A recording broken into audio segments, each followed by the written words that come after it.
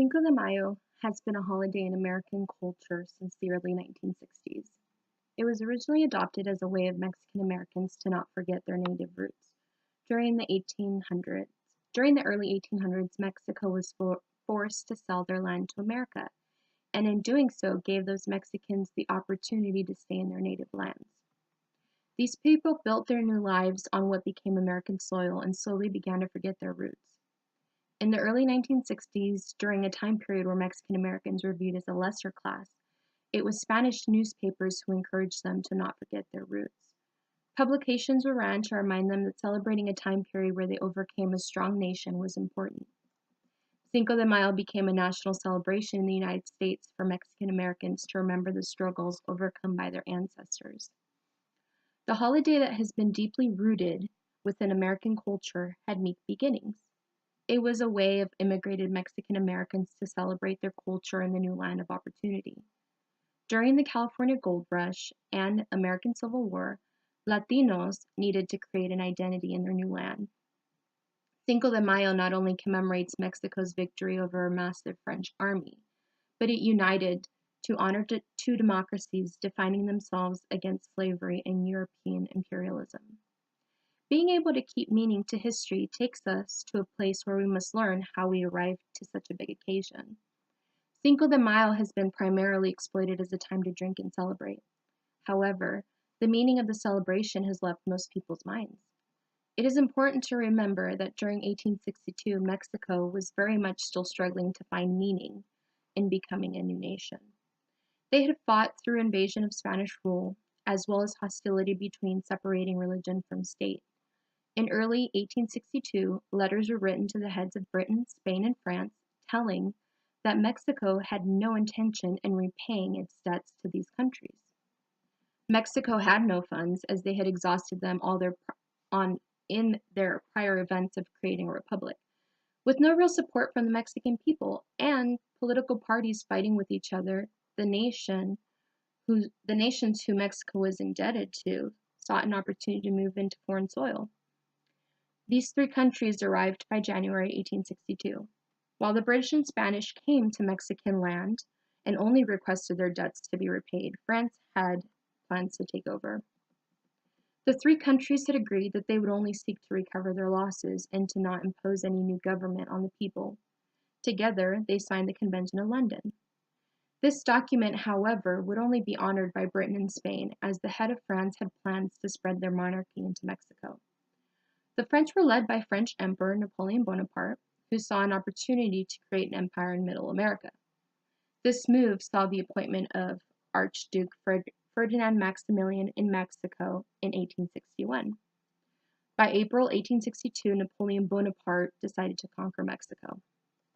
Napoleon appointed French commander Comte de Lorenz to lead the army through to Puebla on May 5, 1862. The Mexican army was led by General Ignacio Zaragoza with his local men armed with only machetes. Lorenzens commanded his men to attack with their bayonets and bombard the Mexicans. After a long battle from early morning to dawn, Zaragoza retained the capital under Mexican rule, while the French failed to take over Fort Guadalupe. Much of the preceding years proved to be a constant battle of power between Mexican locals and the French army. These wars that occurred became significant because it was prior to Mexico's Reform War, as well as a time where Mexico was still heavily indebted to Britain, Spain, and France. The Mexican army took down the French with half the men the French had and became a remarkable movement of social unity and patriotism for the Mexican people. Historically, the battle over the French created a pivotal moment for North America because had the Mexican army not defeated the French army, the French would have become the aid for the Confederacy in the United States Civil War, and the U.S. would have been a very different place. Although celebration is distinctly held annually within the city limits of Puebla, it is still commemorated throughout the country as public schools are closed on May 5th. This holiday is often mistaken for Mexican Independence Day, which is on September 16, 1810, and was a revolt against Spanish regime. The French intervention ended on May 15, 1867, when Maximilian was taken prisoner by General Mejia and General Miramon and subsequently executed over a month later. Benito Juarez believed that the only way to show other great nations that Mexico would not tolerate being any other future interventions, and he would show the world that killing Maximilian was justified and not vengeful.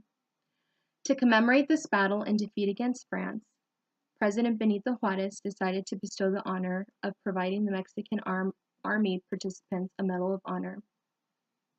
According to the first-hand account by Felix Salm in his book titled My Diary in Mexico in 1867, a letter was written telling that the generals of the Mexican army had requested medals for military merit to be given to all generals, chiefs, officers, and soldiers who have fulfilled their sacred duties with courage and extraordinary sacrifice.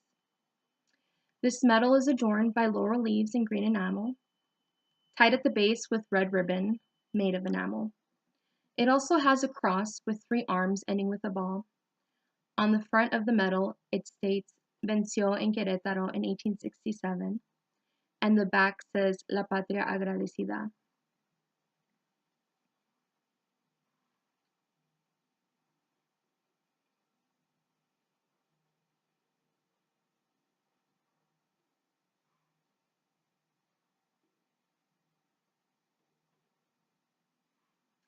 The top of the medal was held with a bronze eagle facing to the right, and was held by a multicolored ribbon, red, green, and white, which was worn around the neck. The reason I have discussed the origins of Cinco de Mayo is because I hold in my possession the medal given to my third great-grandfather for his participation. This artifact is important because it was the second battle he participated in against the French intervention, and it is also the battle that has distinguished what Mexican Americans celebrate, the Battle of Puebla, which ended on May 5, 1862, more commonly referred to as the celebratory Cinco de Mayo. This is him, and that is the ribbon, and that is his medal. He was a second lieutenant for the Mexican army, and his name was Oficial Don Juan en López Salceda, and his medals had been donated to the National Museum of Puebla by my family. I'm not sure how we obtained this, but I do hold his medal in my possession.